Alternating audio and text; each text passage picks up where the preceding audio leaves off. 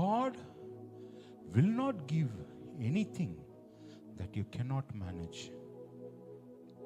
உன்னால மேனேஜ் பண்ண முடியாதத கர்த்தர் உன்கிட்ட தர மாட்டார். கைகளை ஒருத்தர் ஹல்லேலூயா சொல்லுமா? ஹல்லேலூயா சத்தமா ஒரு ஹல்லேலூயா சொல்லுமா? எது தெரியுமா கர்த்தர் உன்கிட்ட தருவாரு? அதை என்னால மேனேஜ் பண்ண முடியணும். Many people ask for things that they cannot manage. Manage பண்ண முடியாதத கர்த்தரிடத்துல இருந்து என்னால் பெற்றுக்கொள்ளவே முடியாது. ஏன்னா எதை என்னால மேனேஜ் பண்ண முடியுமோ அதை தான் தருவாரு. அது ஆசீர்வாதமா இருந்தாலும் சரி, பிரச்சனைகளா இருந்தாலும் சரி. கைகளை வைத்து ஹல்லேலூயா சொல்லுமா? ஹல்லேலூயா. திராணிக்கு மேல உன்னை சோதிக்கவே மாட்டாரு. நிறைய பேருக்கு பிரச்சனை தான். சில நேரங்கள்ல என்னுடைய சுய முயற்சிகளினாலே என்னால மேனேஜ் பண்ண முடியாத விஷயங்களை என் கையில நான் என்ன செய்து கொள்கிறேன்? எடுத்துக்கிறேன். கொஞ்ச நாள்ல என்னால மேனேஜ் பண்ண முடியாதது என் கையை விட்டு என்ன செஞ்சிடும்? போயிடும். அப்ப நான் எதை இம்ப்ரூவ் பண்ணணும்? எதை இம்ப்ரூவ் பண்ணணும்? என்னன்னா இம்ப்ரூவ் பண்ணணும். எனக்குள்ள மாற்றத்தை கொண்டு வர வேண்டும். ஒரு ஒரு ஒரு புத்தகத்தை படித்துக் கொண்டு வந்தேன். அந்த புத்தகத்தில் இப்படி சொன்னார், if you want to change anything around you, change something inside you.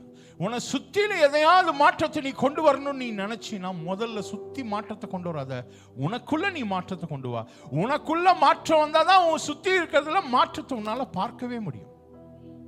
ஹல்லேலூயா, ஹல்லேலூயா, ஹல்லேலூயா. உங்க குடும்பத்துல மாற்றம் வரணும்னா என்ன செய்யணும்? முதல்ல நீங்க மாறணும்.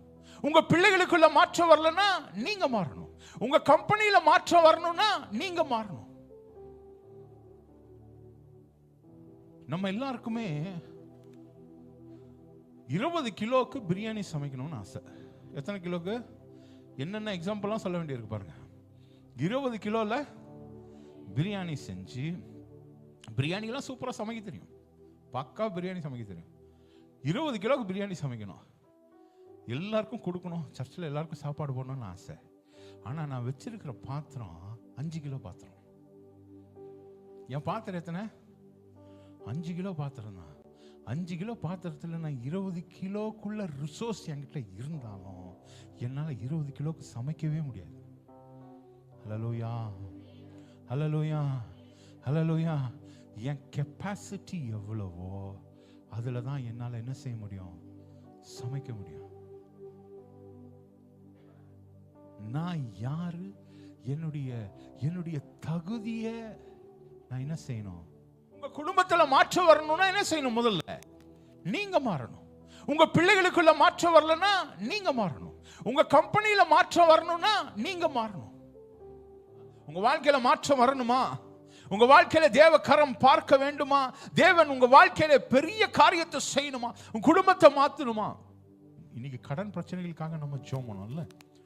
எத்தனை கடன் வரிசையா இருக்குது. கடன் இஎம்ஐ இருக்குது, லோன் இருக்குது, பர்சனல் லோன் இருக்குது, அதுக்கப்புறம் நான் வீட்டு லோன் இருக்குது, தனிநபர் கடன் இருக்குது, கைமாத்தா வாங்கின கடன் இருக்குது, அதுக்கப்புறம் வேற என்ன கடன் இருக்குது, கார் லோன் இருக்குது, எஜுகேஷனல் லோன் இருக்குது. எல்லாமே loan, full and full loan. லோன்லேயே தான் நிறைய பேர் வாழ்ந்து கொண்டு இருக்கிறார்கள். லோன் மாறுமா? யாராவது ஒரு நாள் சாப்பிடாம இருந்தீங்களான்னு கேட்டா ஒரு நாள்ல 3 வேளை சாப்பிட்டுருப்போம். தண்ணி குடிக்காம இருந்திருப்போமா? பல் தேய்க்காம இருந்திருப்போமா? வேலைகளை கவனிக்காம இருந்திருப்போமா? எல்லாம் செய்வோம். ஆனா கடவுள் காரியம் வந்துட்டா மாத்திரம் ஆக்ஷன் இருக்காது. எப்படி தேவ சமூகத்தில் ஆசீர்வாதத்தை பெற்றுக்கொள்ள முடியும்? ஏதோ ஒரு நாள் நான் தவிர்க்க முடியாமல் எனக்கு ஏதோ டயர்ட் ஆயிடுச்சு, எங்கேயோ போய் மாட்டிக்கிட்டேன், ஒரு நாள் பிரச்சனை இல்லை, அடுத்த நாள் நான் சேர்த்து செய்துட்டேன், அக்செப்டட். 4 நாள் 5 நாள் கிளப் பண்ணிலாம் பண்ண முடியாது சார். 5 நாள் நான் வேதம் வாசிக்க மாட்டேன், 5 நாள் சேர்த்து வாசிச்சிருவேன். 5 நாள் சாப்பிடாம சேர்த்து சாப்பிடுவீங்களா? சேர்த்து சாப்பிடணும். 5 நாள் சாப்பாடு ஒரே நாள் சாப்பிட முடியுமா? தேவ சமூகத்தில் ஆக்ஷன் இல்லாத வரைக்கும் எனக்கு ஆசீர்வாதம் இல்லை. பிளெயின் அதுதான். God wants me to act according to his promises. ஆண்டவர் எனக்காக வைத்திருக்கிற வழிகள் மேல எனக்கு ஆக்ஷன் வரணும் சார். ஆக்ஷன் இல்லாம என்னால ஆசீர்வாதத்தை பெற்றுக்கொள்ள எவ்வளவு நேரம் சார் ஆகும்? ஒரு நிமிஷம் ஒரு அதிகாரம் பைபிள் படிக்கிறதுக்கு திருச்சபையில் ஆண்கள் நிறைய பேர் படிக்கிறது இல்லை. எவ்வளவு நேரம் ஆகும்? 5 நிமிஷம் பைபிள் படிக்கிறதுக்கு எவ்வளவு நேரம் ஆகும்? 5 நிமிஷம் தான் ஆகும். only 5 minutes. அதை நோட் பண்ணி நான் 5 நிமிஷம் நான் படிச்சுட்டேன். ஒரு அக்கௌண்டபிலிட்டி கொடுக்கறது என்ன குறைஞ்சு போயிட போறோம்? நம்ம என்ன ஆயிட போறீங்க? ஆக்ஷன் இல்லாத வரைக்கும் என் வாழ்க்கையில தேவ ஆசீர்வாதத்தை நான் பெற்றுக்கொள்ளவே முடியாது. நான் கடன்ல தான் இருப்பேன். நிறைய ஃபேமிலி ப்ராப்ளம்ஸ் என் வாழ்க்கையில இருக்கும். அதையெல்லாம் தீர்த்து நான் வெற்றி உள்ளவனா நான் மேல வரணும்னு சொன்னா என் வாழ்க்கையில ஆக்ஷன்ஸ் வரணும். பெரியவங்களோட வாலிப பிள்ளைங்க 5 நிமிஷம் தேவ சமூகத்தில் ஸ்பெண்ட் பண்ண முடியாதா? 5 நிமிஷம். எவ்வளவு நேரம் சோஷியல் மீடியால ஸ்பெண்ட் பண்றீங்க? எவ்வளவு நேரம் ஃப்ரெண்ட்ஸ் கூட சாட் பண்றீங்க? எவ்வளவு நேரம் இன்ஸ்டாகிராம் பார்க்கறீங்க? பக்தியுள்ளவனை கர்த்தர் தமக்கென்று தெரிந்து கொள்கிறார். நீ கடவுளுக்கு இம்பார்ட்டன்ஸ் கொடுத்தீனா கர்த்தர் உனக்கு இம்பார்ட்டன்ஸ் கொடுப்பார். நீ தேவ சமூகத்துக்கு இம்பார்ட்டன்ஸ் கொடுத்தீனா கர்த்தர் உனக்கு இம்பார்ட்டன்ஸ் கொடுப்பார். இந்த வயசுல பிள்ளைகள் அதை கற்றுக்கொள்ள வேண்டும்.